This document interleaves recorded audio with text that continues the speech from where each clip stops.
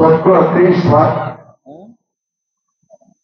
BNP পেল 40% vote, সব vote মিলে। এখন জামাত ইসলাম ঠিক করবে 30%-এর জন্য তারা কাকে কাকে প্রার্থী মনোনয়ন করে এমপি বানাবে। বিএনপি ঠিক করবে যে কারা কাকে এমপি বানাবে। অর্থাৎ আপনি ভোট দিবেন এখানে, ঢাকায় ঠিক হবে যে আপনি এমপি কে হবে। এটা হয় না। আপনি ভোট করতে আপনার রাজি আছেন?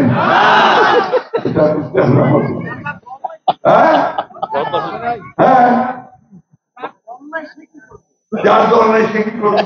বিরাট ভোট করছেন, তার সারা ইলেকশন করার উপায় ঠিক না।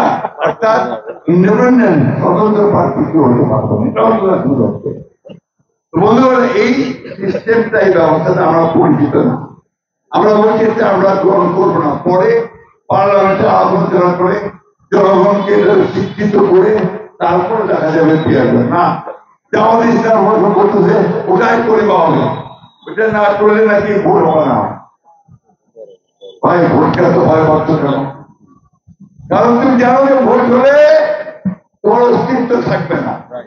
এই কারণে তুমি ভোটকে এত ভয় পাও, নির্বাচনকে এত ভয় পাও।